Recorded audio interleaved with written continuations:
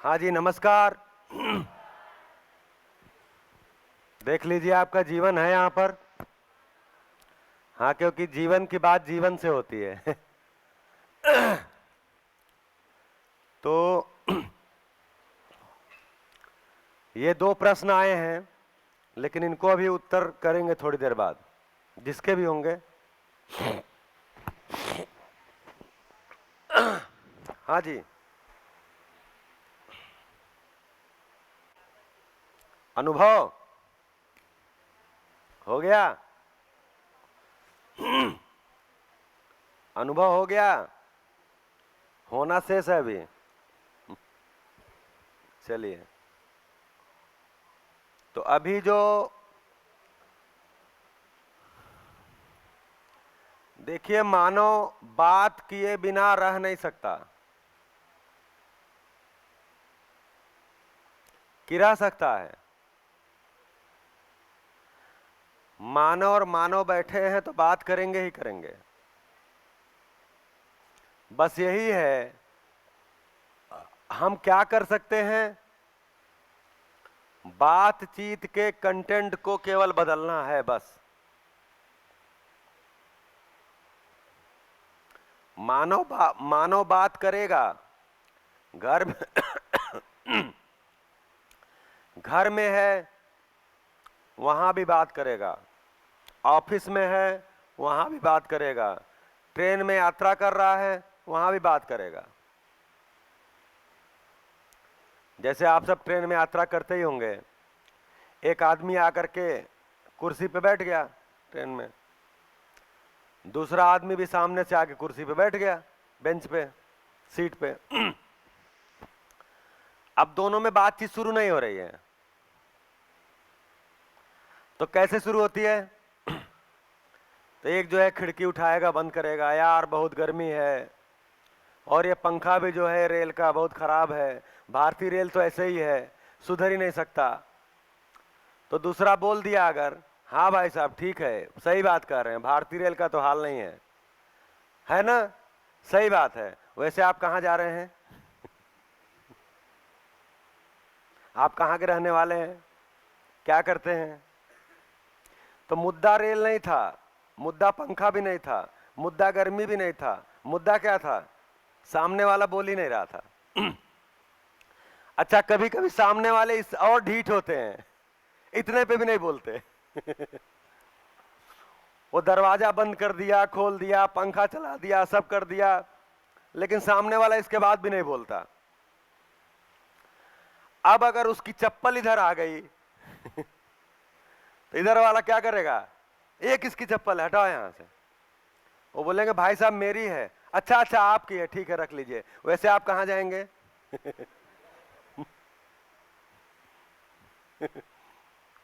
आप कहां जाएंगे? कहां से आ रहे हैं? क्या करते हैं? अच्छा, तो बच्चे होंगे, वो क्या कर रहे हैं? अब क्या चीज है? बातचीत करना है, तो मानव बातचीत करेगा ही करेगा। हम भी 4 दिन से 5वें दिन बात ही चीत कर रहे हैं, और क्या कर रहे हैं? तो बातचीत करेगा ही करेगा, बस उसके बातचीत का कंटेंट बदलना है, और कुछ नहीं करना है। क्या करना है? कंटेंट ऐसा हो जाए जो लक्ष्य मूलक हो जाए। जैसे हमने हैप्पीनेस में एक कहानी लिखी है, 3 मजदूर 3 नजरिए। तो 3 मजदूर हैं, मजदूर मतलब जो सहयोगी, जो मकान इत्यादि बनाने में सहयोग करते हैं। तो एक आदमी गुजर रहा है और कहीं पे कोई निर्माण कार्य चल रहा है, तो एक आदमी जो उससे जुड़ा हुआ है निर्माण कार्य से, जिसको मजदूर बोल रहे हैं, उनके पास जाते हैं और बोलते हैं भैया आप क्या कर रहे हो? तो बोलते हैं जी रोजी रोटी कमा रहा हूं। अच्छा, फिर आगे बढ़ते हैं, उसी काम करने वाले दूसरे मजदूर से पूछते हैं भैया क्या कर रहे हो? तो बोला देखते नहीं हो स्कूल बना रहा हूं। बोला अच्छा। फिर आगे बढ़ता है तीसरे मजदूर के पास, बोलते हैं भैया आप क्या कर रहे हो? बोलता है मैं शिक्षा का मंदिर बना रहा हूं। यहाँ भारत का भविष्य पलेगा। वो यहाँ शिक्षा लेने आएंगे, उनको अस्तित्व के बारे में समझ दी जाएगी, उनको लक्ष्य मूलक बताया जाएगा, और इससे पढ़ लिख के जब वो निकलेंगे तो खुद भी सुखी होंगे, दूसरे के लिए भी सुखदायी होंगे, प्रकृति के लिए भी उपयोगी होंगे। ऐसा विद्यालय, ऐसा शिक्षा का मंदिर बना रहा हूं। अब शाम को जब मजदूरी दी जाएगी तो किस मजदूर को ज्यादा मजदूरी दी जाएगी? हाँ जी, हैं? तीसरे वाले को ज्यादा दी जाएगी। जो पूछ रहा हो नहीं मजदूरी देने वाला है, मजदूरी देने वाला तो कोई और है। सबको समान ही दी जाएगी।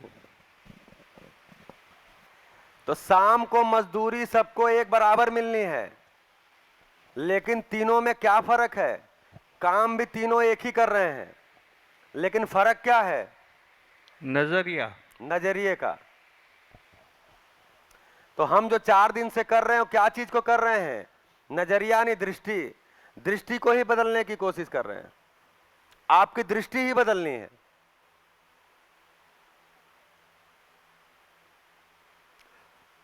भाई आप चाहो तो जी सकते हो। जी रहा हूं, कट रहा है, मजे में हूं, मजे में हूं, मजा में हूं। तो आपके पास मौज है, आप कौन वाला मजा चाहते हैं? तो जिंदगी एक मकसद के साथ हो जाए, जो हमने यहाँ पे लिखा था कि मानव की जरूरत, उसमें मकसद आया था। शिक्षा का प्रयोजन लिखे थे तो उसमें भी एक मकसद के लिए आया था। तो क्या मकसद निकल के आया? तो मकसद निकल के आया कि मानव एक लक्ष्य के साथ है, उस लक्ष्य को उसने पहचाना नहीं। और लक्ष्य निर्धारित कौन करेगा? लक्ष्य निर्धारित कौन करेगा? मानव का लक्ष्य निर्धारित कौन करेगा? मैं।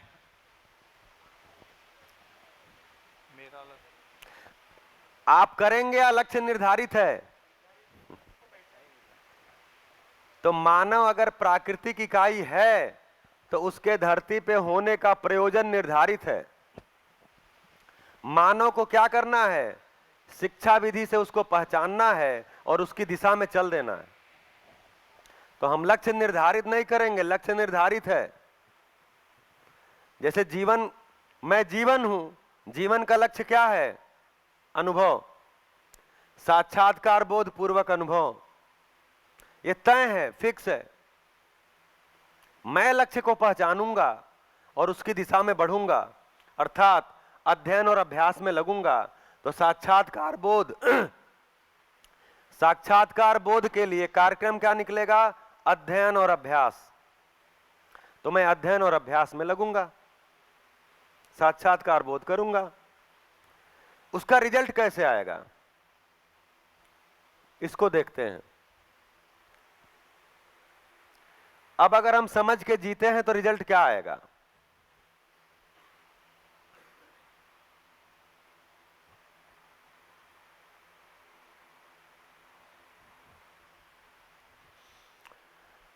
इसको बोलते हैं बल,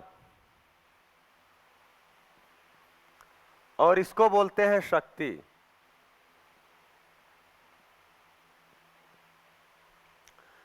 बल को स्थिति बोलते हैं, स्थिति, इसीलिए इसको बोलते हैं स्थिति क्रिया।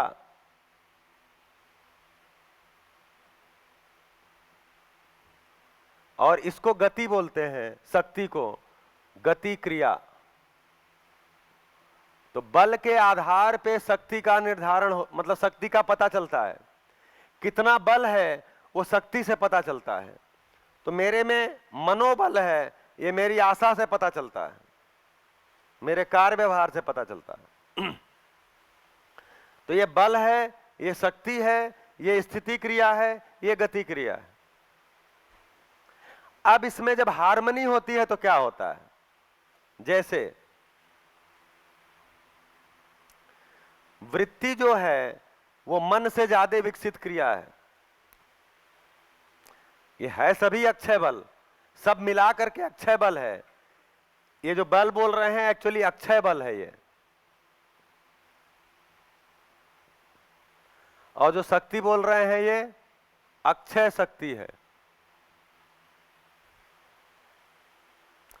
तो जीवन में अक्षय बल है और जीवन में अक्षय शक्ति है जो कम नहीं होती। इससे ये संभावना बनती है, ये मेरा ध्यान जाता है कि जीवन अमर है, क्योंकि मरेगा कौन? जिसमें कोई क्षय होगा। मैं कल्पना करता हूं तो कल्पनाशीलता मेरे में अक्षय है और ये सारा कल्पनाशीलता का ही पार्ट है। तो बल मेरे में अक्षय है, शक्ति मेरे में अक्षय है। इससे यह हमारा ध्यान जाता है कि जीवन अमर है। तो जब हम यहां कह रहे हैं जीवन अमर है, तो हम कोई कह कर निकल नहीं रहे हैं। सतर्क तर्क लगाइए। कोई चीज अक्षय है तो मरेगी, खत्म होगी? नहीं खत्म होगी। इसलिए बोल रहे हैं जीवन अमर है। हाँ जी, माइक माइक।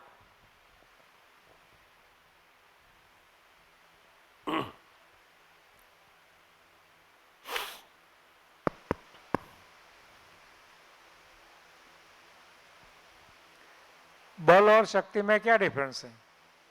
हाँ बताइए, इसमें साइंस पढ़े हुए लोग होंगे। बल और शक्ति, फोर्स और पावर में क्या अंतर है?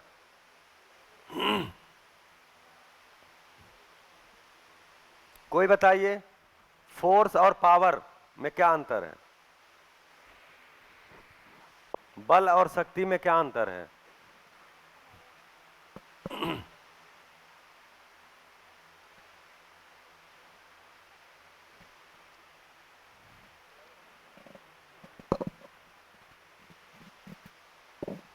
कोई बताइए। नहीं? हाँ जी, माइक दीजिए।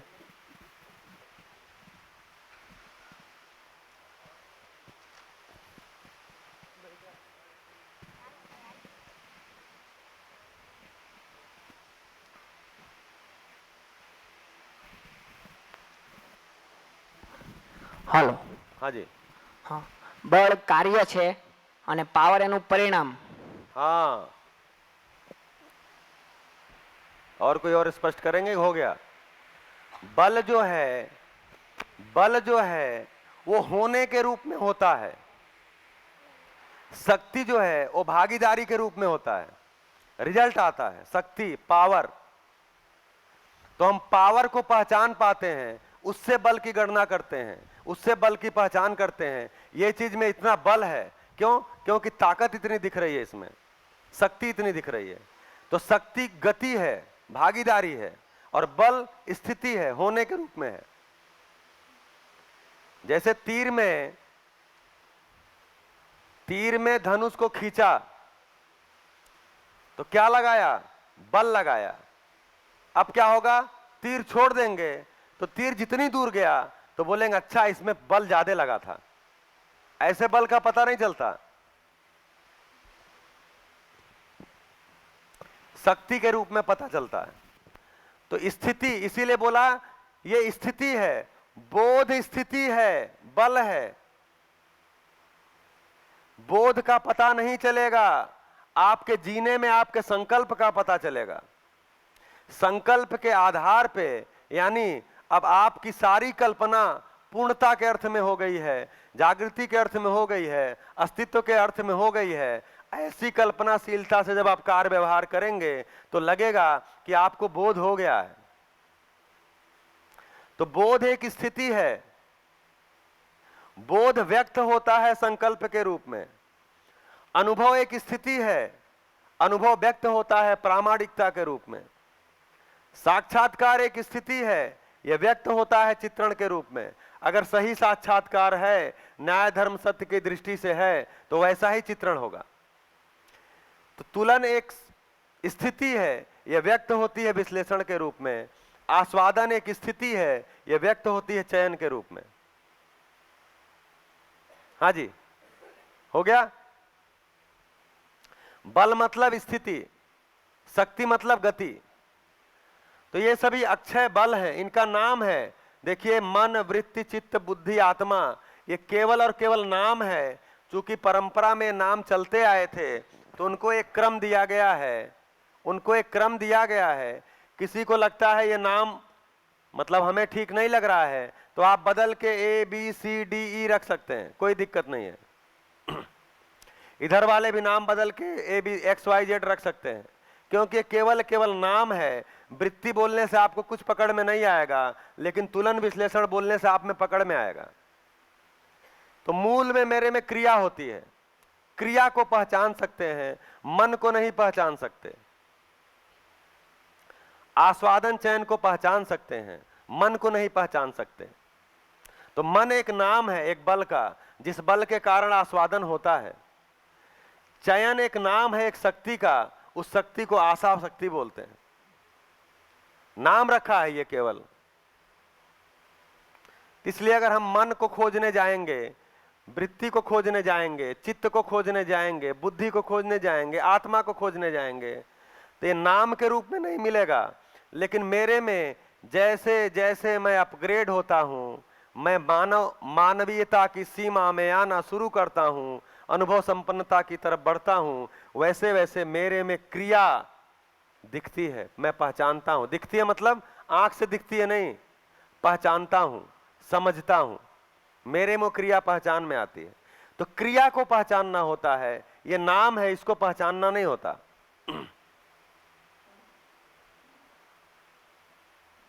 अब इसका रिजल्ट क्या आता है? मन को कोई आस्वादन हुआ, शरीर से कोई संवेदना आई और मन का आस्वादन हुआ। वो रुचि मूलक था, प्रिय था, हित के विरुद्ध था, वृत्ति का सपोर्ट नहीं मिला, वृत्ति का सपोर्ट नहीं मिला। अर्थात तुलन क्रिया आस्वादन क्रिया को सपोर्ट नहीं की। भाई उसकी दृष्टि थोड़ी बदली है, वो हित को ज्यादा महत्व दे रहा है। अब आपको रसगुल्ला खाने का मन हो रहा है और आपको शुगर है, तो तुलन का सपोर्ट नहीं मिल रहा है, तो इनके बीच में क्या होगा? द्वंद्व होता है। उसी को कल लिखा था दुख।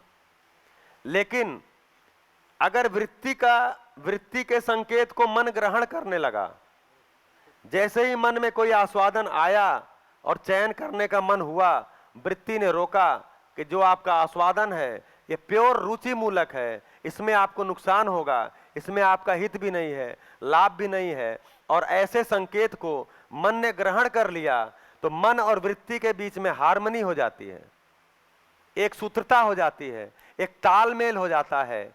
इसी घटना को बोलते हैं सुख।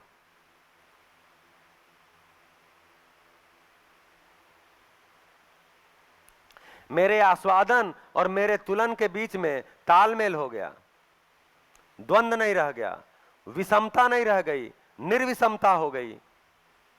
कई सारे नाम ले रहे हैं कि कौन सा नाम यहां गुजराती में चलेगा पता नहीं। तो तालमेल हो गया, हार्मनी हो गई, निर्विषमता हो गई, इसको बोल रहे हैं सुख।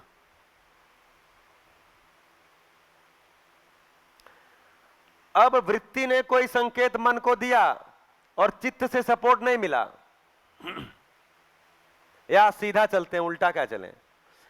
वृत्ति ने कोई संकेत मन को दिया और उससे चित्त को सपोर्ट मिल गया। क्या चीज का मिल गया? कि तुलन न्याय की दृष्टि से हुआ, इसको चित्त ने स्वीकार कर लिया, अर्थात साक्षात्कार में स्वीकृत हो गया, उसका साक्षात्कार हो गया, तो चित्त का वृत्ति को सपोर्ट हो गया, तो चित्त और वृत्ति के बीच में एक हार्मनी हुई, तालमेल हुआ, निर्विषमता हुई। इस घटना को, इस स्थिति को बोलते हैं शांति।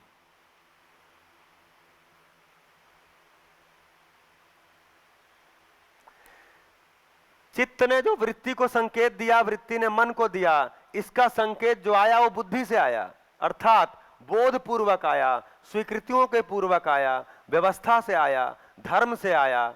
ऐसा तब बुद्धि और चित्त के बीच में हार्मनी होती है।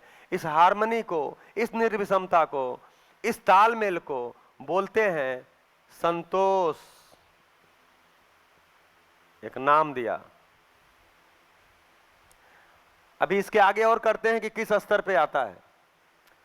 फिर बुद्धि ने जो चित्त को सपोर्ट दिया है, जिसके आधार पे वृत्ति ने मन को दिया है, आस्वादन चयन पूर्वक जीने की संभावना बढ़ी है, वो अनुभव से आया है। अनुभव पूर्वक आया है, अनुभव से आया है, अर्थात आत्मा और बुद्धि के बीच में भी हार्मनी है। इस स्थिति को बोलते हैं आनंद और इसी को बोलते हैं सुख की निरंतरता। निरंतर सुख। अब ये स्वयं के लेवल पे होता है, मतलब मैं अपना आस्वादन रुचि मूलक से संबंध मूलक लक्ष्य मूलक किया और उसमें वृत्ति को सपोर्ट हुआ तो मुझे सुख हुआ। लेकिन जब न्याय पूर्वक मैं जीता हूं, मेरा तुलन दृष्टि न्याय की हो जाती है, न्याय पूर्वक मैं जीता हूं तो मेरे संबंधों में तालमेल होता है, मैं संबंधों में हार्मनी पूर्वक जी पाता हूं तो शांति परिवार के स्तर पे आती है। शांति परिवार के स्तर पे आती है क्योंकि न्याय दृष्टि हो गई है, अर्थात संबंधों में तालमेल हो गया है तो परिवार के स्तर पे आती है। फिर मैं व्यवस्था को समझ गया हूं, ऊपर व्यवस्था और नीचे व्यवस्था, इस पूरी व्यवस्था को समझ गया हूं, अर्थात मेरी दृष्टि धर्म की हो गई है। मैं धर्म पूर्वक जीता हूं, पदार्थ के साथ, पेड़ पौधों के साथ, पशु पक्षी के साथ, मानव के साथ मैं धर्म पूर्वक जीता हूं। ऐसी स्थिति में मेरा जो बोध है वो धर्म दृष्टि से आता है तो बोध, बुद्धि और चित्त के बीच में हार्मनी होती है तो समाज में एक अभय होता है, तो संतोष समाज के स्तर पे होता है। तो समाज के स्तर पे अगर अभय है तो संतोष होता है, समाज के स्तर पे भय है तो संतोष नहीं होता। इसलिए बोले कि तुलन की दृष्टि धर्म की होती है तो संतोष होता है, और तुलन की दृष्टि जब सत्य की होती है तो आनंद होता है। तो कुल मिला के मामला तुलन पे ही है, दृष्टि पर ही है, जिससे कि साक्षात्कार शुरू हो। अभी तो साक्षात्कार बंद ही है। तो एक्चुअली इसमें जो है ब्लॉक बनाते हैं, इसमें 2 ब्लॉक बनता है।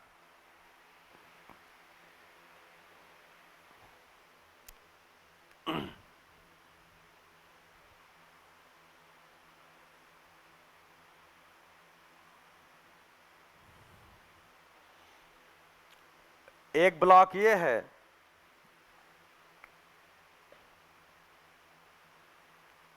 और दूसरा ब्लॉक ये है।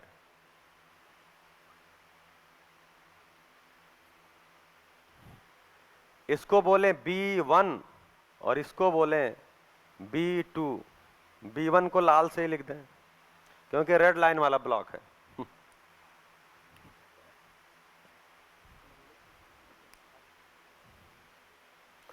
तो ब्लॉक B1 मतलब तुलन जिसमें आधा हो रहा, देखिए लाल लाइन के नीचे प्रीहित लाभ है, ऊपर न्याय धर्म सत्य है। न्याय धर्म सत्य नीली बत्ती में है प्रीहित लाभ लाल बत्ती में है।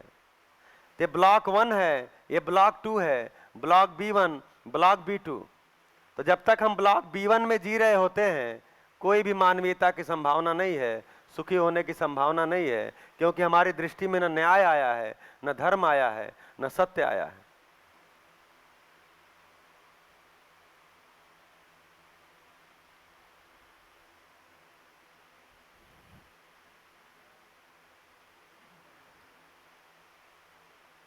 हाँ जी। तो क्या होता है जब हमारे में साक्षात्कार बोध होता है, देखिए बुद्धि कहते हैं, बुद्धि भ्रमित नहीं होती कभी, बुद्धि भ्रमित नहीं होती क्योंकि बहुत ही उच्च वो स्थिति है, उच्च स्तर है, लेकिन वो चुप बैठी रहती है। अगर आप आहार निद्रा भय भय प्रजनन रूप पद धन बल में लगे रहते हो तो बुद्धि चुप बैठी रहती है, उसके लायक काम ही नहीं है। जैसे मान लीजिए मैं एक पढ़ा लिखा समझदार और ज्ञानी व्यक्ति हूं और मुझे कुछ फालतू बातों में आनंद नहीं आता, मान लीजिए, और मैं आके यहां बैठ गया और आप लोग फालतू ही बातें किए जा रहे हो, फालतू ही बातें किए जा रहे हैं, तो हम क्या करेंगे? क्या करेंगे हम? भाई दरवाजा भी बंद है, भाग भी नहीं सकते, क्या करेंगे? चुप बैठे रहेंगे। उसी समय हिमांशु भाई बोलेंगे न्याय एक दृष्टि होती है, धर्म एक दृष्टि होती है, सत्य नाम की कोई चीज होती है, उसको आइए समझा जाए। अब हम क्या होंगे? अलर्ट हो जाएंगे। अब आई हमारे काम की बात। तो बुद्धि बिना काम के चीजों में इसका इंटरेस्ट ही नहीं है, इसलिए मेरे में क्या है? बुद्धि चुप बैठी है। उसके काम का मसाला ही नहीं है। वो चुप बैठी है। जब हम साक्षात्कार पूर्वक हम न्याय धर्म दृष्टि के दृष्टियों में आते हैं तो बुद्धि सक्रिय हो जाती है, उसमें स्वीकृतियां आने लगती हैं, स्वीकृतियां आने लगती हैं। ऐसे समय में जब स्वीकृतियां हो जाती हैं तो एक क्षण होता है जिसको अनुभव बोलते हैं।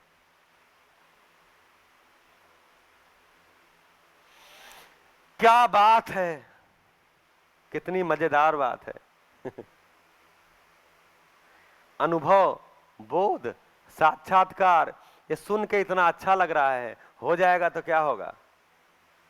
मेरी जिंदगी बदल जाएगी, दुनिया बदल जाएगी, संबंध कितने हार्मनी में आ जाएंगे, धरती का कल्याण होगा, समाज का कल्याण होगा, उससे पहले मेरा ही होगा। देखिए, यही सभा है। कल मैं बिल्कुल सामान्य सी बात कर रहा था, आस्वादन और चयन, और लोगों को भारी लग रहा था। आज मैं अनुभव तक बात करता गया और आप सुन रहे हैं। भारी लग रहा है?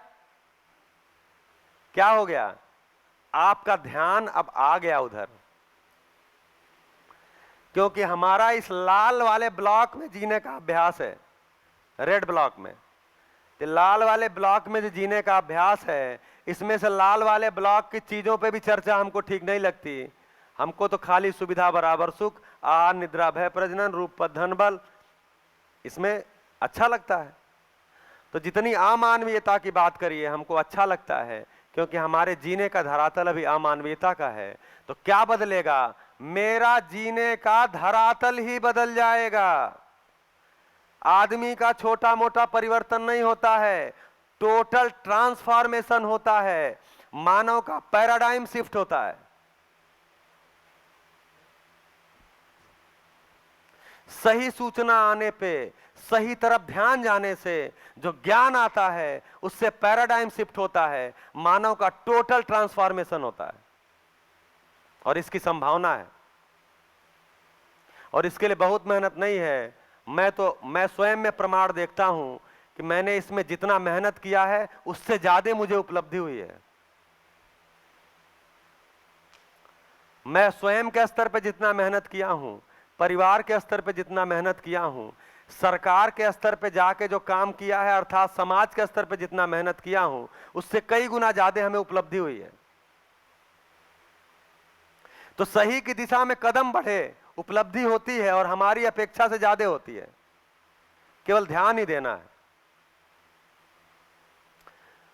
तो जो स्वयं के स्तर पे हार्मनी होती है उसको समाधान बोलते हैं, उसी को सुख बोलते हैं। परिवार के स्तर पे हार्मनी होती है, न्यायपूर्वक जीते हैं, उसको समृद्धि बोलते हैं। ऐसी स्थिति में शांति होती है, परिवार में शांति होती है।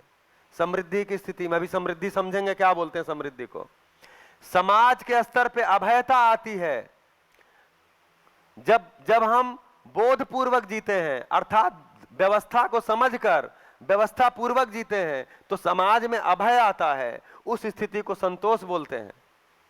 ऐसा होने पर मेरे अंदर जो गुणात्मक परिवर्तन होता है, और मैं जो अपना जो मेरा ट्रांसफॉर्मेशन होता है, तो मैं अनुभव संपन्न हो जाता हूं। ऐसी स्थिति में समग्र अस्तित्व, पूरा अस्तित्व मेरे लिए सामने खुल जाता है, और मैं समाधान पूर्वक पहले से हूं तो मैं आनंद पूर्वक जीने लगता हूं, अर्थात मेरे में सुख की निरंतरता हो जाती है।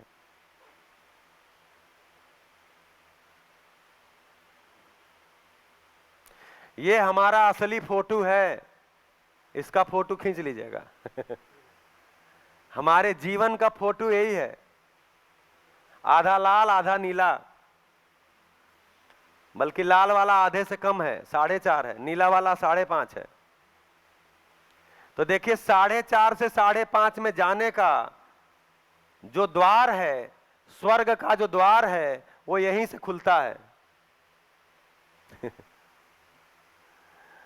स्वर्ग का जो द्वार है, जिससे आपके अंदर स्वर्गीयता आ जाएगी, जिससे धरती स्वर्ग हो जाएगी, उसका गेट यही है, गेटवे यही है।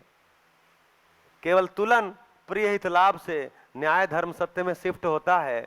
उससे पूरा का पूरा ट्रांसफॉर्मेशन हो जाता है, मेरे अंदर साक्षात्कार बोध शुरू हो जाता है और मैं अनुभव संपन्न हो जाता हूं। उसका प्रमाण मेरे लिए भी सुखदायी होता है, मेरे परिवार के लिए सुखदायी होता है, पूरे समाज के लिए व्यवस्था में मैं होता है, पूरी प्रकृति के लिए नियम पूर्वक व्यवस्था अनुरूप हो जाता है। तो ये गेटवे है, यही द्वार है स्वर्ग का। अब कोई पूछे स्वर्ग का द्वार कहाँ है, तो आप बोलेंगे आपके अंदर है। आप जो प्रिय हित लाभ में टिके हुए हो, मतलब सीधे किसी से मत कहिएगा आपस में बात करते समय, तो बाहर वाले को तो पता ही नहीं है प्रिय हित लाभ क्या होता है, नया धर्म सत्य क्या होता है। भाई आपको इस तक लाने में 5 दिन लगा हमको 5 दिन लगा यहां तक लाने में, तो हम सीधे सीधे किसी को बता देंगे तुम जीवन हो और तुम्हारे अंदर क्रिया होती है और तुम आहार निद्रा प्रजनन में जीते हो। मैंने जीवन विद्या शिविर किया है, उसमें बताया गया है कि जीवन क्रिया होती है, उसमें दृष्टि होती है जो प्रिय हित लाभ की होती है। आपकी दृष्टि खराब है, आपने अधर्म सत्य पूर्वक जियो, बोलेगा अभी लगाता हूं एक झापड़ तो भैया ये अभी क्या है, अभी क्या है, ये सारी सूचना स्वयं में पचाने के लिए जिसको सुनाना है उसको ले आके शिविर में बिठाइएगा, या तो फिर पूरा शुरू से बताइएगा अगर बताना है तो, पहले दिन से अगर नोट बनाए होंगे तो सीधे जीवन बताना, क्योंकि आपको एक नई चीज मिलती है जीवन, तो जो मिलता है उसको पकड़ के जीवन ही बताना शुरू कर देते हैं अभी अगले का तो ध्यान ही नहीं है जीवन क्या होता है तो इसीलिए मैं जब पहला शिविर करके आया तो मैं पहले भी विपश्यना इत्यादि करता था, काफी किया। तो जब पहला जीवन विद्या शिविर करके आया तो श्रीमती जी, एक दिन मैं अपनी शेयरिंग भी किया था कि श्रीमती जी तो पहले से ही पक्की थी विपश्यना सुन सुन के, हर 6 महीने पे विपश्यना, हर साल में विपश्यना। तो उन्होंने जब हम बताए जीवन विद्या शिविर है तो बोली ये क्या नया नाटक शुरू हो गया। तो जब मैं पहला जीवन विद्या शिविर करके आया, हाँ जी, पहला जीवन विद्या शिविर करके आया तो बोली इसमें क्या हुआ, तो मेरी तो बताने की कोई स्थिति नहीं थी। मैंने कहा कुछ नहीं हुआ, ऐसे ही जैसे ध्यान था वैसे ध्यान हुआ क्यों, क्या बताएंगे भाई, अपने जीने में कुछ अभी आने वाला नहीं है, क्या बताएंगे। तो मैं बता नहीं पाया, दूसरे शिविर में भी बता नहीं पाया। 6 महीने का जब अध्ययन करके आया तो अपने आप उन्होंने कहा, जैसा मैं शेयरिंग किया था, अपने आप ही 1-1.5 महीने बाद बोलती हैं मुझे भी ये शिविर करना है।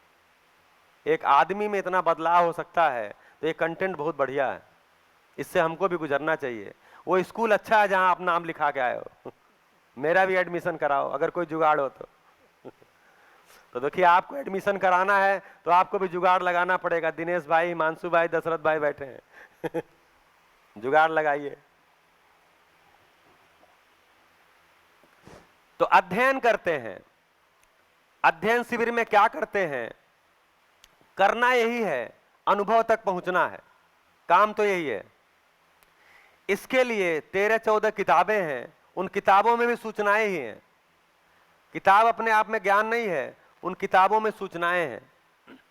उन सूचनाओं को हम पढ़ते हैं, पढ़ के डिस्कशन करके समझते हैं। वहां कोई न कोई एक श्रेष्ठ व्यक्ति बैठा होता है जो हमसे कहीं आगे होता है, वो उनके बारे में बता रहा होता है। उसको समझ करके हम अपने में उन चीजों को, क्रियाओं को देखते हैं और अनुभव की संभावना की तरफ जाते हैं। इस दर्शन के प्रणेता आदरणीय नागराज जी हैं, थोड़ा उनके बारे में 15-20 मिनट में बता देते हैं, क्योंकि उनके प्रति कृतज्ञता है तो मुझे लगता है उनके बारे में थोड़ी बात करनी चाहिए। तो वो एक वेद मूर्ति परिवार के थे। हाँ जी, वेद मूर्ति समझते हैं? वेद मूर्ति मतलब उनके परिवार में वेद पढ़ाए जाते थे और उनके परिवार से वेद पढ़ के लोग शंकराचार्य तक होते थे, ऐसी परंपरा से थे वो। लेकिन बचपन में ही उनके कुछ प्रश्न खड़े हो गए, जैसे उनके गांव के बड़े बूढ़े भी आकर के उनको प्रणाम करते थे। तो प्रश्न करते थे अपनी माता जी से, ये क्यों हमको प्रणाम करते हैं, हमने इनको क्या दिया है, मैं तो बहुत छोटा हूं अभी। तो बोले देखो, हम जो जिस परंपरा के हैं वो एक वेद मूर्ति परंपरा की है, इसलिए प्रणाम करते हैं। बोले ठीक है, लेकिन हमसे तो उम्र में वो बड़े हैं और हमने उनको कुछ ज्ञान भी हमने तो नहीं दिया है, हमारे पिताजी ने दिया होगा, हमारे मामा जी ने दिया होगा, हमारे बाबा ने दिया, हमने तो दिया नहीं है, हमें क्यों प्रणाम करते हैं? तो बोलिए होता है, जिस परंपरा में जो रहता है उसका इस तरह से सम्मान करते हैं। तो खैर ऐसे ऐसे उनके प्रश्न आते थे। तो उसमें स्कूल गए, स्कूल में भी उनके प्रश्न आते थे, तो उन प्रश्नों को वो कोई हैंडल नहीं करता था, तो वो स्कूल जाना भी छोड़ दिए, पढ़े ही नहीं। जो कन्नड़ भाषा थी, उनको कन्नड़ भाषा मतलब सही रूप में आती भी नहीं थी, उसका अक्षर ज्ञान भी नहीं लिए। बोलने आती थी, जैसे बच्चा घर में हिंदी बोलता ही है, छोटा बच्चा आपके घर में हिंदी बोली जा रही है तो हिंदी बोलता है, गुजराती बोली जा रही है तो गुजराती बोलता है, लेकिन गुजराती लिखने को कहिए तो लिख पाएगा, गुजराती पढ़ने को कहिए तो पढ़ पाएगा? नहीं पढ़ पाएगा। तो वैसे ही कन्नड़ बोल लेते थे वो, लेकिन कन्नड़ पढ़ भी नहीं पाते थे, लिख भी नहीं पाते थे। छोड़ दिए स्कूल ही। अब उनका उत्तर ही नहीं आता था, क्या करें? अब परिवार में बड़े बड़े होने लगे तो उनको लोग मोटी बुद्धि का घोषित कर दिए। क्या घोषित कर दिए? हाँ, यहां तो मोटा मतलब बड़ा होता है, मोटी बुद्धि मतलब मंद बुद्धि, तो मंद बुद्धि का घोषित कर दिए। पड़े रहते थे। एक बार इनके घर में एक चिट्ठी आई कहीं से, तो इनकी बुआ जी चिढ़ाने के लिए बोली, अरे ये भोंदू से पढ़वा दो ये मंद बुद्धि से पढ़वा दो। तो इनको बड़ा कष्ट हुआ, एक अपमान सा महसूस हुआ कि मुझे अक्षर ज्ञान नहीं है, इसलिए मुझे ऐसा चिढ़ाया जा रहा है। तो फिर ये कन्नड़ भाषा सीखने लगे बिना स्कूल गए लोगों से। अच्छा, उनकी आदत शुरू से थी कि जिसमें घुसते थे पूरा ही घुसते थे समझ के निकलते थे। तो कन्नड़ भाषा में इतना घुसे कि ये कन्नड़ भाषा के कवि हो गए, कन्नड़ भाषा में कविताएं लिखने लगे और कविताएं मंचों पे जाके पढ़ने लगे। तो बोलते थे, उस समय जब मंच पे कविताएं पढ़ता था तो मेरा सम्मान होता था, मुझे माला पहनाया जाता था, शाल उड़ाया जाता था। तो बताते हैं कि उस समय भी मुझे ये तो लगता था कि जितनी देर माला पहनाते हैं, शाल उड़ाते हैं, उतना ही देर कुछ अच्छा लगता है, उसके बाद तो अच्छा लगता नहीं है। इसका मतलब ये कोई सम्मान उम्मान है नहीं। तो उसकी उन्होंने समीक्षा कर दिया। अच्छा, बालक घर में बड़ा होने लगा। अब बालक घर में बड़ा होने लगा, युवा हो गया और मंद बुद्धि का था, तो परिवार वाले क्या करेंगे? तो हमारे यहां, जब आपके यहां क्या होता है, बच्चा बिगड़ता है तो क्या करते हैं? बोलते हैं बहुत इधर उधर बिगड़ रहा, बाकी बातें कर रहा, इसकी शादी कर दो, ठीक हो जाएगा। समझ रहे हैं दीदी, आप में कितनी ताकत है? तो हम लोग क्या होता है कि बच्चा पढ़ लिया तो भी शादी कर लो, नहीं पढ़ने में ठीक है तो भी शादी कर लो, नौकरी पा गया तो भी शादी कर लो, नहीं नौकरी पाया तो भी इसकी शादी कर दो, कुछ करेगा। मतलब हर बीमारी का इलाज शादी कर दो। तो नागराज जी के भी पीछे लोग पड़े कि इनकी शादी कर दो। अब ये डर गए बोले यार मेरा प्रश्न का उत्तर आया ही नहीं और ये बांध के हमको अब शादी कर देंगे। तो ये चले गए अपने गुरु जी के पास।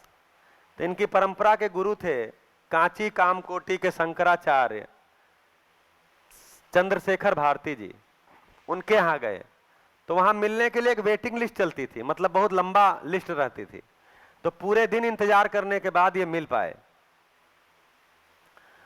मिले तो उन्होंने कहा कि मेरी शादी हो रही है। तो बोले कर लो बोले नहीं, मैं अभी नहीं करना चाहता, मेरे प्रश्नों का उत्तर ही नहीं मिला है।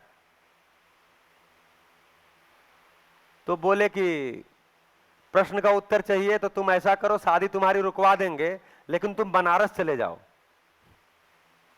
1 साल बनारस में बिताओ, वहां के विद्वानों के साथ बातचीत, क्योंकि उस समय भी बनारस को विद्वानों की नगरी कहते थे।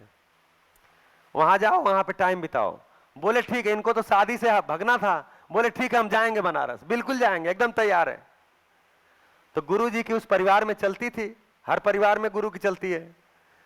तो गुरु जी ने संदेशा भिजवाया कि भाई इसकी शादी रोक दो, इसकी शादी अगले साल करना, ये बनारस जा रहा है। तो बनारस ये चले गए। लेकिन ये अपनी माताजी से, इनकी माताजी, हर माँ अपने बच्चे से बहुत लगाव रखती है, तो इनकी माताजी इनको बचपन से ही कुछ कुछ स्किल सिखाती थी। जैसे इनके माताजी इनको सिलाई सिखा दी थी, मशीन से सिलाई करना, कटिंग करना, सिलाई करना, माताजी को उसका स्किल था उनकी माताजी के पास। दूसरा काम माताजी ने इनको सिखाया था, धीरे धीरे नाड़ी देखना सिखा दिया था, और कुछ आयुर्वेद, उनके पास वो स्किल थी तो नाड़ी देखना और आयुर्वेदिक दवाओं के बारे में बताना शुरू कर दिया था। तो बनारस गए, स्वाभिमानी बहुत थे, मतलब भी चंदा और भीख मांग के नहीं खाना है, किसी का दान चंदा नहीं लेना। तो बनारस गए तो क्या किए, एक सिलाई मशीन लाए किस्त पे। हाँ जी, सभी सुन रहे हैं? अब ये तो सुनेंगे, स्टोरी है, कहानी में मजा आता है। तो एक सिलाई मशीन लाए, उस सिलाई मशीन के किस्त पे ले आए, उसको 5 रुपए या 4 रुपए किस्त देनी रहती थी डेली। तो ये किस्त देते थे, जो भी 20-25 रुपए मिलता था, 5 रुपए किस्त देते थे, 5-7 रुपए अपने खा लेते थे, बाकी का दूसरों को खिला देते थे, खत्म कर देते थे पैसा, क्योंकि रखने की कोई जगह भी नहीं थी। तो ऐसा करते थे और खाली समय में विद्वानों के पास जाके बैठते थे। ये करते करते करते करते 1 साल बीत गया और इनके प्रश्न का उत्तर ही नहीं मिला।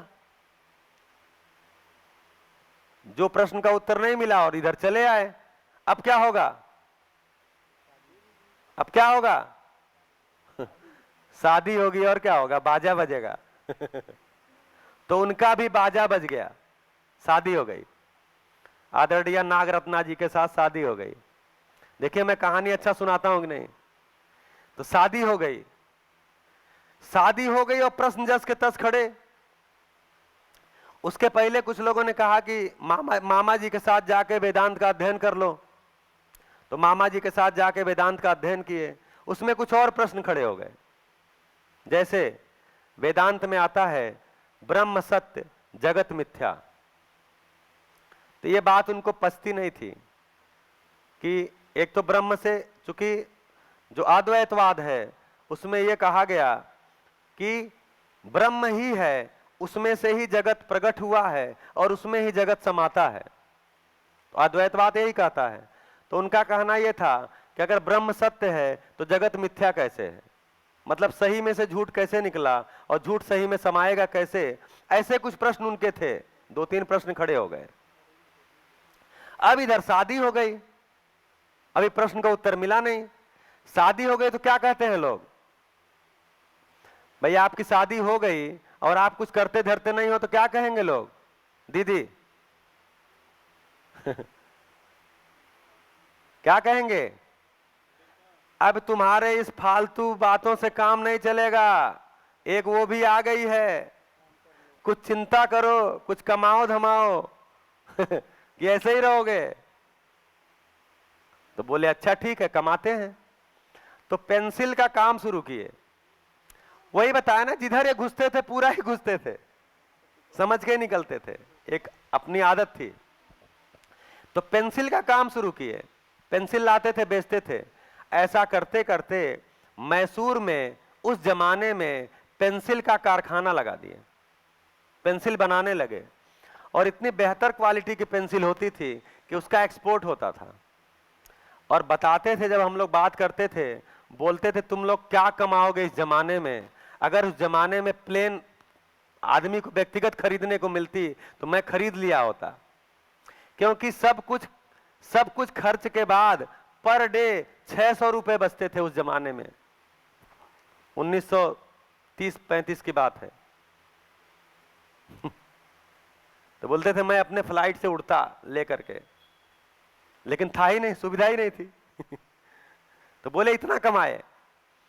लेकिन उन्होंने देखा कि इतना कमा लिया, इतना पैसा तो आ रहा है, लेकिन मैं जो चाह रहा हूं मिल नहीं पा रहा है, मेरे प्रश्न के उत्तर नहीं मिल पा रहे हैं, मैं बेचैन हूं, परेशान हूं। और उसमें माताजी थी, तो माताजी भी साथ में, उसमें एक बेटी हुई और एक बेटा भी हुआ, भाई शादी हुआ तो 2 बच्चे भी हुए। तो अंत में माताजी ने कहा कि जब आपको प्रश्नों का उत्तर लेना ही है तो क्या ये सब कर रहे हो, उसी के उत्तर में चलो ना, ढूंढो। क्यों ऐसे में लगे हुए? तो फिर नागराज जी ने निर्णय लिया कि पेंसिल की फैक्ट्री तो बंद करना है। ये नहीं चलाएंगे हम। क्यों? प्रश्न और नए नए खड़े हो रहे हैं, जो प्रश्न है उसका समाधान नहीं है, और हम पैसा कमा रहे हैं। मैं और दुख मेरा जो उत्तर है वो मिल ही नहीं रहा। तो ये निर्णय हो गया कि अब हमको, तो लोग बताते हैं कि जो भी श्रेष्ठ लोगों से जो मिले उन्होंने बताया आपके प्रश्नों का उत्तर समाधि में मिलेगा। बार बार उनको यही बताया गया आपके प्रश्नों का उत्तर समाधि में मिलेगा। तो इन्होंने कहा ठीक है अब समाधि करें, और क्या करेंगे, जब अब एक ही रास्ता बचा समाधि समाधि समाधि समाधि, तो समाधि के लिए जाएं। तो फिर इन्होंने निर्णय ले लिया समाधि का। तो गुरु जी के पास गए मिलने के लिए, तो फिर वही प्रक्रिया, पूरा दिन लग गया मिलने में। तो गुरु जी ने कहा कि कहाँ समाधि के लिए जाएं, साधना के लिए कहाँ जाएं? तो गुरु जी ने कहा नर्मदा के किनारे भजन करो।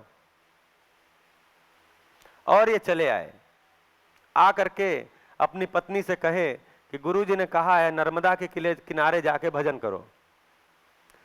तो माता जी ने कहा नर्मदा तो बहुत लंबी है, अमरकंटक से निकलती है और अरब सागर तक जाती है तो कौन सी जगह करेंगे? बोले अरे ये तो मैं भूल गया पूछना, नर्मदा के किनारा तो बहुत बड़ा है, कहाँ जाएं? तो बोले फिर जाइए। तो बोले अब नहीं जाएंगे, फिर दिन भर लगेगा तो बोले तब क्या करें? बोले नर्मदा के उद्गम पे ही चलते हैं, अमरकंटक ही चलते हैं। फिर इन्होंने निर्णय ले लिया, तो बेटे को ननिहाल में रख दिए और बेटी को अपने साथ लेके जाने की तैयारी में लग गए। पेंसिल की फैक्ट्री को इन्होंने बेच दिया किसी के हाथ, जिसको बेचा उसने तुरंत पैसा नहीं दिया। बोले मैं पैसा 3 दिन 4 दिन बाद बोले शाम को लेके आऊंगा। तो सामान वामान तैयार कर लिए, माता जी भी तैयार हो गई। बोले आप साधना करिएगा, मैं आपके लिए खाना वाना बनाऊंगी, आपके साधना में कोई व्यवधान नहीं आएगा, नहीं तो आप खाना ही बनाते रहोगे, उत्पादन करते रहोगे, साधना कैसे करोगे? तो माता जी भी तैयार हो गई साथ में। माता जी मतलब नागराज जी की पत्नी, हम अपने लिए कह रहे हैं माता जी, नागरत्ना जी, वो तैयार हो गई।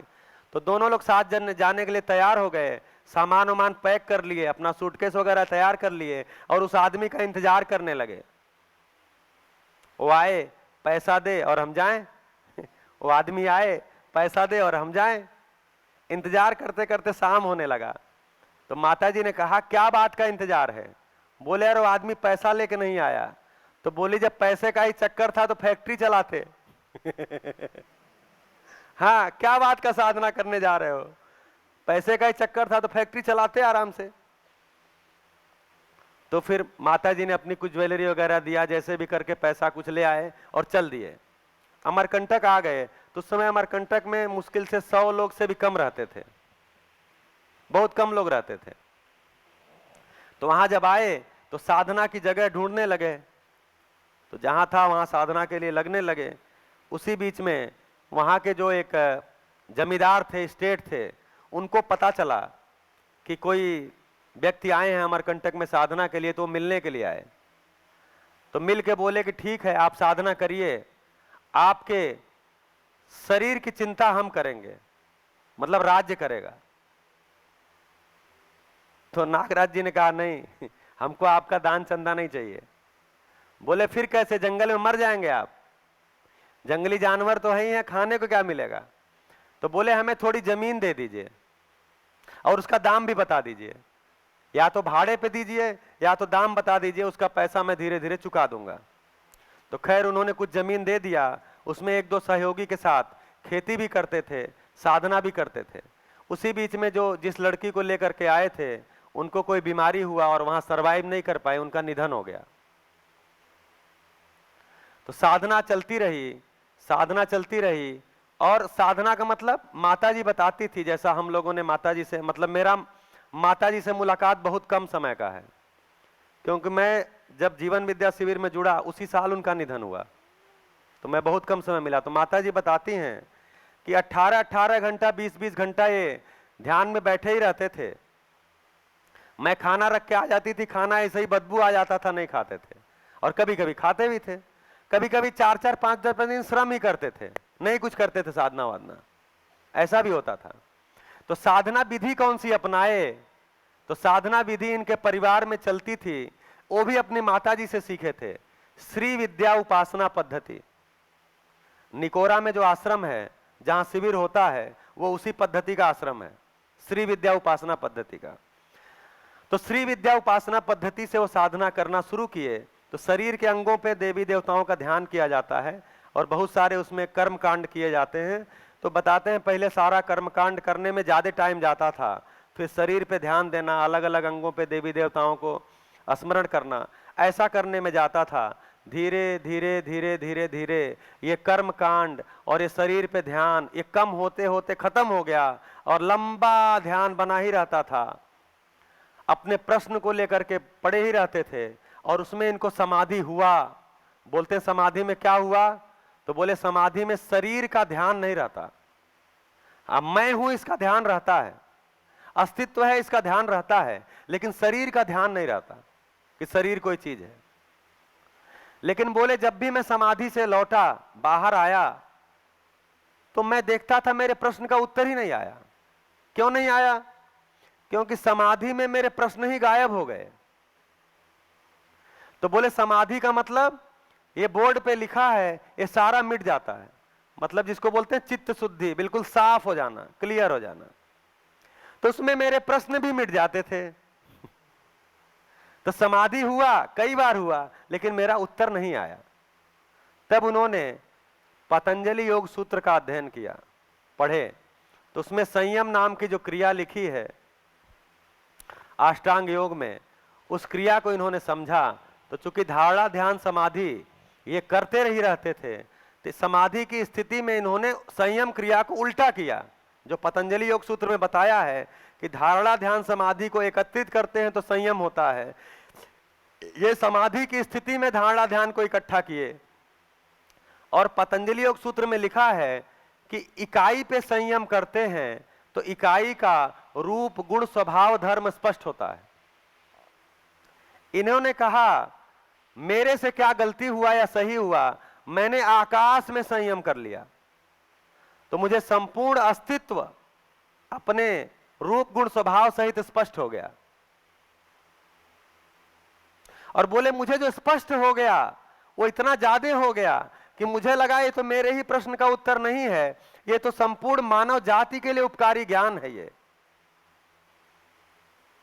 इसको क्या करना चाहिए? तो इसको बताना चाहिए, इसको शिक्षा विधि में लाना चाहिए, जिससे कि हर व्यक्ति को साधना करने की आवश्यकता ना पड़े। हर व्यक्ति साधना कर नहीं सकता, खुला है द्वार। जिसको भी लगता है इस पद्धति से अनुभव नहीं होगा वो साधना के लिए जा सकता है, कोई विरोध नहीं है। नागराज जी ने कभी नहीं कहा कि यही पद्धति ठीक है, आपको कोई और पद्धति ठीक लगती है आप करिए। उन्होंने कभी नहीं कहा इसको दर्शन की मान्यता दिलवाइए, कभी नहीं। इस दर्शन को बताने के लिए उन्होंने किसी दूसरे दर्शन का सहारा नहीं लिया। जैसे मैं 5 दिन से बात कर रहा हूं तो मैं किसी दर्शन का सहारा नहीं ले रहा हूं। हाँ, शब्द आ रहे हैं प्राचीन काल के, आत्मा चित्त बुद्धि शब्द आ रहे हैं, लेकिन उसकी परिभाषा यहां की जा रही है। जब आत्मा बोल रहे हैं तो उस आत्मा की परिभाषा की जा रही है कि आत्मा नाम का एक शब्द केवल है, एक्चुअल में वो अनुभव क्रिया है। अनुभव क्रिया के लिए जो बल है वो आत्मा है। तो ऐसा आदरणीय नागराज जी ने कहा कि इसके लिए मैं, इसको बताने के लिए मैं किसी दर्शन का सहारा नहीं लेता, जैसा है वैसा बताया जा सकता है। तो बोले इसको शिक्षा विधि में लाया जा सकता है और अनुभव को बताया जा सकता है। जो मैंने अस्तित्व में समझा है उसको लोगों को बताया जा सकता है। और क्या कहा, एक बड़ी बात कहा उन्होंने, और मैं इसके लिए उपलब्ध हूं। यह बहुत बड़ी घटना है, क्योंकि समझदार व्यक्ति की सबसे बड़ी विशेषता है उसकी उपलब्धता। अभी हम जितने समझदार व्यक्ति को अपने आसपास पाएंगे जिन्होंने घोषित किया है वो उपलब्धि नहीं है, आप उनसे मिल नहीं सकते। वो 7 ताले के अंदर रहते हैं, 7 घेरे के अंदर रहते हैं, आप जा नहीं सकते। जा भी सकते हैं 2 से तीसरा प्रश्न पूछ नहीं सकते, तीसरे के आगे पूछेंगे बोलेंगे जाओ, आप सभी प्रश्न नहीं पूछ सकते। तो समझदार व्यक्ति की विशेषता है उसकी उपलब्धता। वो उपलब्ध नहीं है तो किस बात का समझदार। तो हम जब अध्ययन कर रहे थे तो आदरणीय, जब हमारा अध्ययन शिविर पूरा हुआ, अध्ययन पूरा हुआ नहीं, अध्ययन शिविर पूरा हुआ क्योंकि अध्ययन शिविर जब पूरा होता है तब अध्ययन शुरू होता है, क्योंकि अध्ययन में केवल सूचनाएं आती हैं, श्रवण क्रिया पूरी होती है, सुनने का काम पूरा होता है, उसके बाद अध्ययन शुरू होता है। तो जब हमारा अध्ययन शिविर पूरा हुआ और सत्यापन होने लगा, हम सभी अपना अपना सत्यापन कर रहे थे कहाँ पहुंचे हैं, तो आदरणीय नागराज जी ने कहा था कि देखिए, इसको सुनने के लिए, इसको समझने के लिए यदि आपको कोई बुलाता है, इसको सुनने के लिए, इसको समझने के लिए यदि आपको कोई बुलाता है और आपके पास समय है, तो आप कभी मना मत करना, नहीं तो आप उपलब्ध किस बात के हो फिर। अगर वो आपके आने जाने का इंतजाम करता है तो ठीक है, नहीं तो आप अपने इंतजाम से आओ जाओ, लेकिन कभी मना नहीं करना। हाँ, समय नहीं है, आपकी कोई बाध्यता है, आपका कहीं दूसरे जगह कार्यक्रम है, आपके घर में कोई कार्यक्रम है, शादी विवाह है, उस समय आप बता सकते हो मेरी ये बाध्यता है, नहीं तो आप मना मत करना।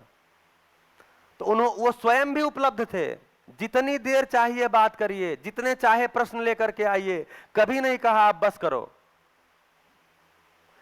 बैठते ही बोलते थे, बताइए कुछ अच्छी बात।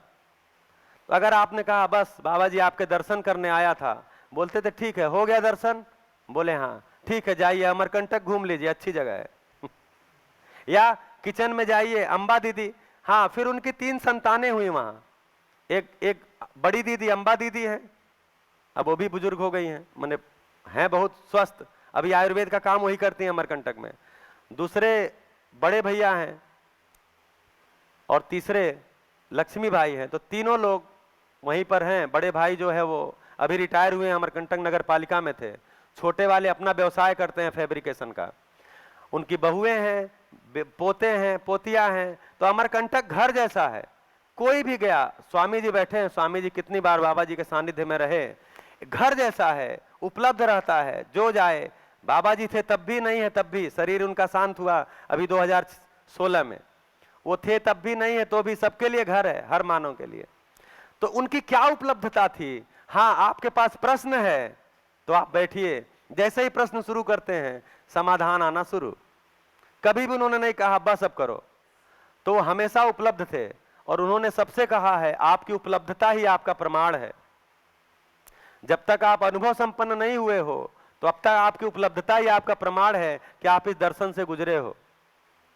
तो समझदार व्यक्ति की सबसे बड़ी विशेषता है उसकी उपलब्धता। तो नागराज जी उपलब्ध रहे। ये आदरणीय नागराज जी की छोटी सी कहानी है। हम भी बजाएं ताली, क्योंकि मध्यस्थ दर्शन पे आधारित ये है और उसके प्रणेता, उसको खोज करने वाले वो हैं। जैसे न्यूटन ने एक नियम का पता लगाया, तो हम न्यूटन के नाम से उस नियम को जानते हैं।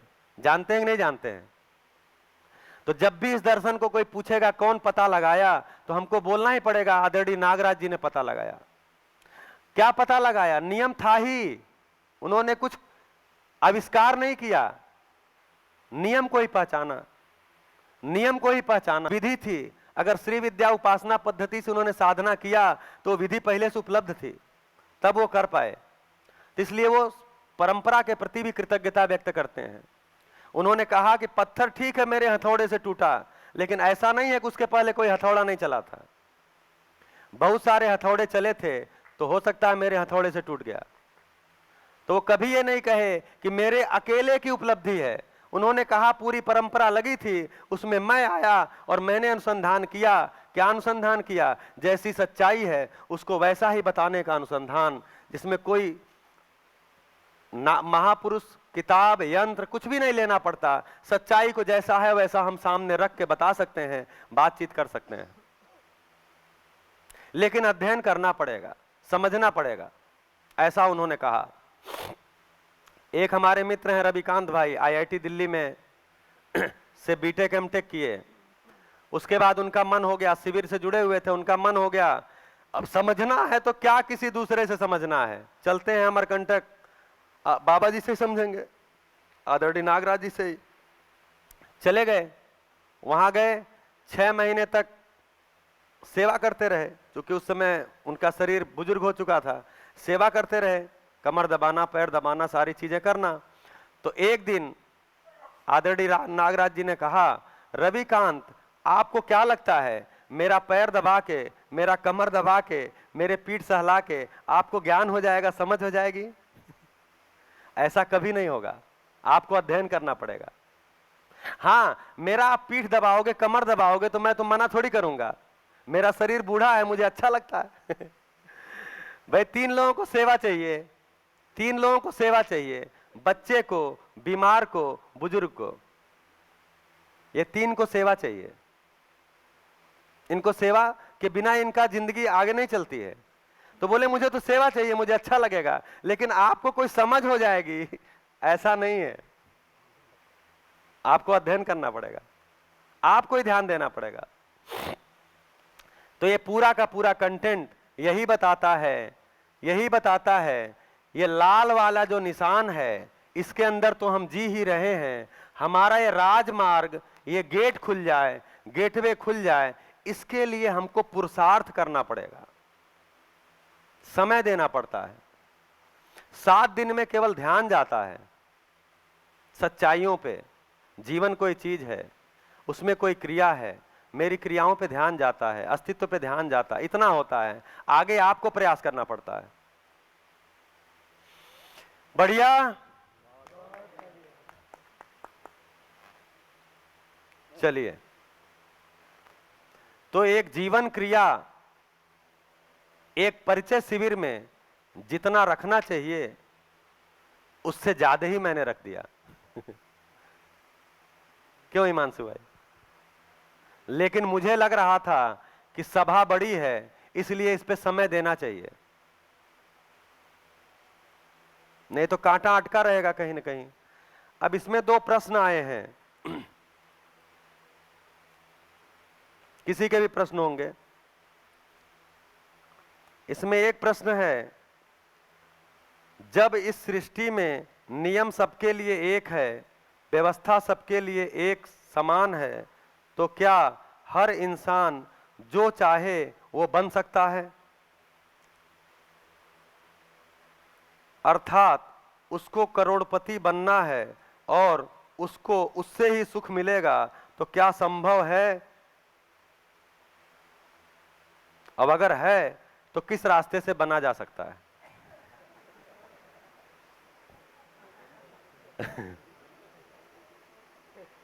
ये आपके बीच से प्रश्न आया है, तो इसका तो उत्तर बहुत लोगों के पास आ गया होगा अब तक। करोड़पति का मतलब क्या हुआ? कि साधन सुविधा संपन्न। पैसा का मतलब क्या हुआ? पैसा थोड़ी खाएंगे, पैसे से साधन लाएंगे।